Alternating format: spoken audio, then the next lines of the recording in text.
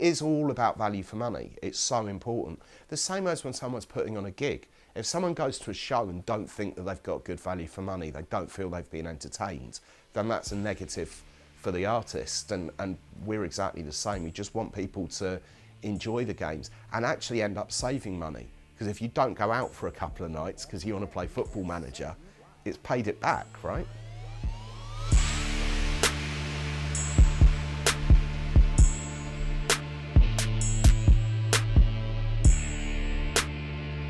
What you're doing is such a great endeavour, because it's been part and parcel of my career. Every year the game comes out, we're tracking piracy, we're trying to do stuff about piracy. The primary thing we try to do is create a simulation of the football world within our game. It's tapping into what it is to be a football fan. I know you're a football fan, I'm a football fan, just about everybody here is a football fan. I think it's a simple ethos really. It's a game primarily for fans of the sport. Particularly when you play the game, it's not necessarily a computer game, because some of my friends' parents play the game and they're not necessarily good with computers. So it's more just a simulation of being a manager and being immersive in that situation. We've been incredibly lucky to get to make computer games about football for a living. I mean, it beats working. It's a lot of work. We work very, very long hours, but it's a lot of fun as well. Anyone in the company can think of a feature in Football Manager.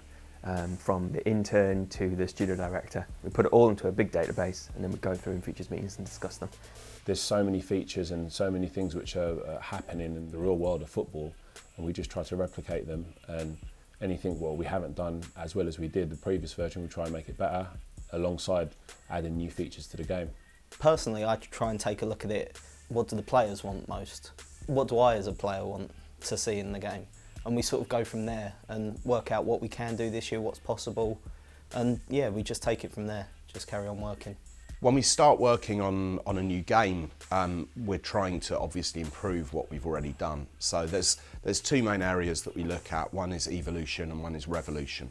We're always trying to add some new things into the game. So this year there's a couple of new game modes, including an online mode called Fantasy Draft, which is proving very popular at the moment. The first thing that we do when we start developing the next game is we take a deep breath, relax for a couple of days. Certainly those last couple of weeks as you're driving towards the final date, you're putting in as much hard work as you can.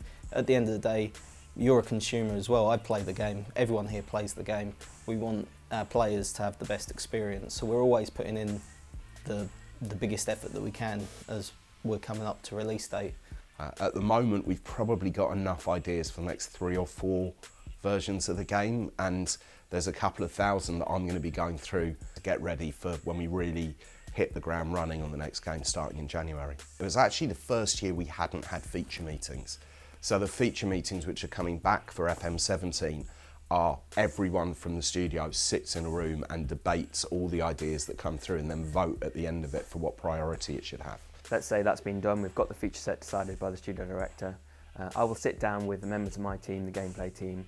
We'll look at the features that have been brought through for that year and sort of, do we need any extra design on this one, or do we need some input from another team? What do we think is going to be the good things? What are people interested in? What they're excited about? We'll flesh out some proper design basically, which we can then sit down and say, right, it's going to take me a month. It might take me 3 weeks. It might take somebody a couple of weeks working with another team member. I can get all that into the project management software and we can begin to track how development goes.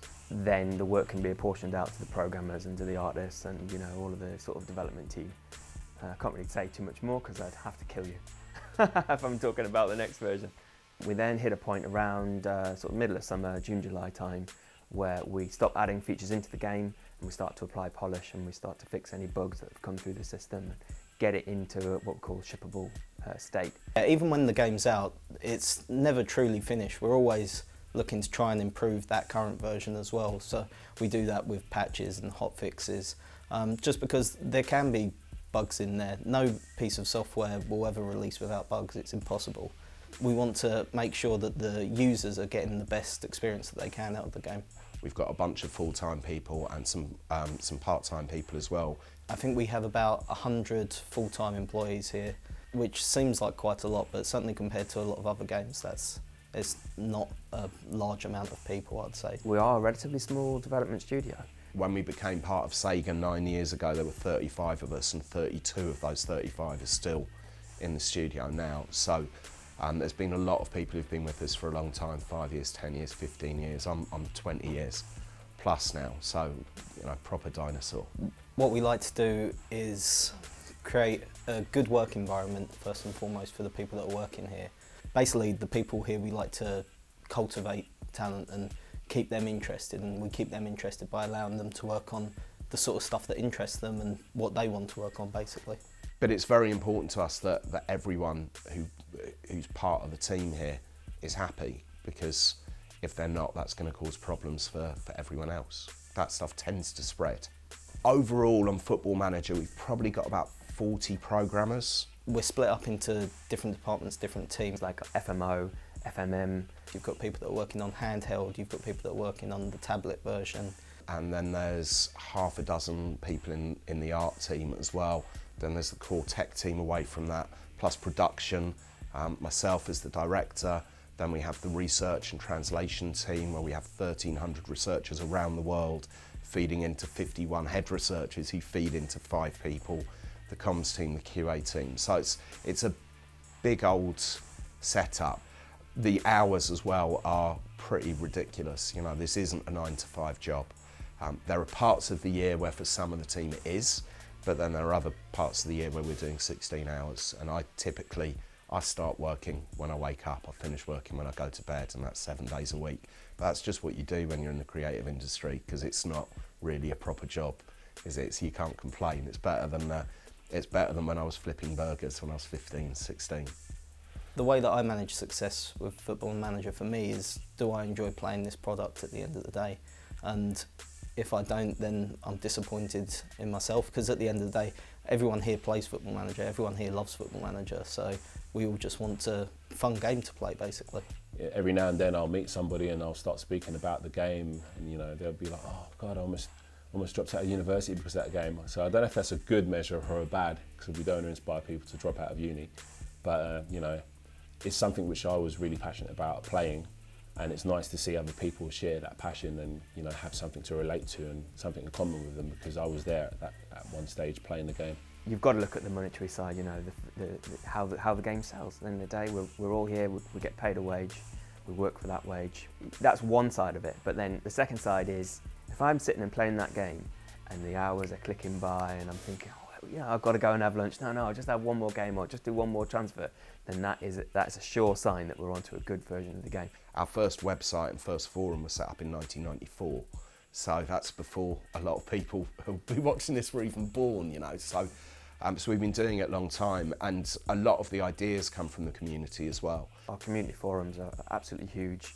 The whole thing is a community-driven kind of project. A lot of the people that work here originally came from the community. I mean, a number of the people that have been working here, my producer Neil, for example, he was a big fan of the game, and they hired him from within that community. So that's the spine of the company in a lot of ways. It's something that's deeply embedded, I'd say, in Sports Interactive anyway. And we just try to keep that going by having admins and our QA guys still talking and giving feedback to the guys that are on the forums, and try and help them out in as many ways as they can. It's a fully skinnable game. We've got full Steam Workshop now, so you can do tactics, you can do set pieces, you can do all sorts of stuff that can be uploaded to the Steam Workshop system and therefore shared amongst all the community totally for free. So. One of the things that Sports Interactive are very proud of is our legacy, basically. You never want to alienate the core base. A lot of these people that are playing the game have been playing it for a number of years, back from early Football Manager and Championship Manager days. I don't think we try to look at legacy, we just try to make the best game we can make. The game originally started from 2 brothers just sitting in a room trying to make a football management sim the best they could. And I think that ethos is sort of carried on through the rest of what we do. We're always trying to break into new ground, but primarily we're just trying to make a better game. We're all fans here. If we're not enjoying the product, then we imagine that they won't be enjoying the product as well. And I think if you look forward, you create legacy anyway, You try and create something as best you can, and you hope that people enjoy it so much that they remember it, and it's something which is close to them and important to them. We've kind of created a pathway now for people. So my nephew when he was 9, started playing Football Manager Mobile and has now moved on to the full game. And then at some point, he'll get married and have kids and he'll move on to Football Manager Touch because he won't have as much time anymore. So we've got a clear pathway to keep people playing the game for as much as they want to, because it's as much a hobby as it is a game with the amount of time people spend on it. I think piracy will always be something that we'll have to deal with throughout all the different media industry, whether that's films, music, TV or games in our case. What you're doing is such a great endeavour, because it's been part and parcel of my career. Every year the game comes out, we're tracking piracy, we're trying to do stuff about piracy. I've seen so many different copy protection systems over the years. I mean, currently we're doing quite well. We're not cracked on Football Manager 16, which is great.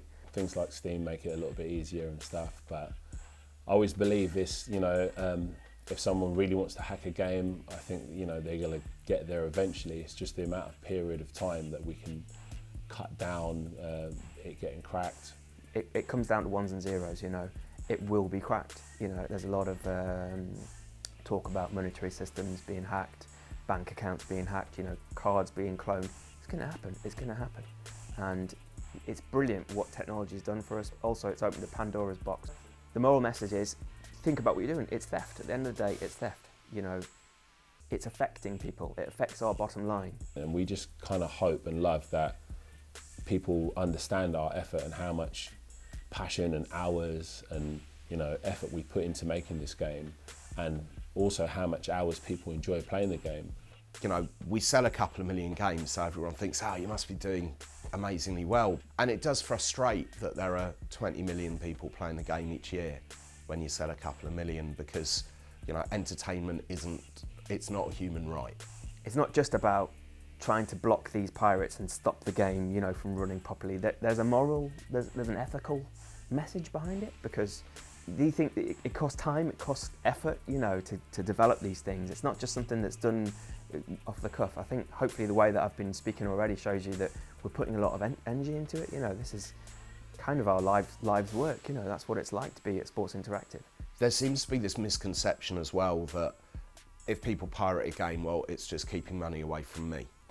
It just means that I don't get a few extra pounds, and I must be driving a flash car anyway. For a start, I don't drive a flash car, but secondly, we invest in talent, we invest in people, and we are limited with how many people we can hire by the amount of revenue that we have coming in.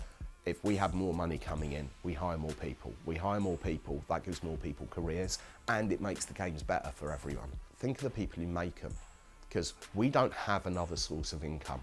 We can't go out on tour. Me turning up and talking over Football Manager is not going to pull punters in. We don't even sell a lot of t-shirts. So we rely on the money that comes in from making the game. So if you do enjoy our work, buy the game, it's only fair. Even if you wait until there's a sale on at Steam or January sales, just that little bit will help all of us, and will help us employ more people, which is good for the country as well.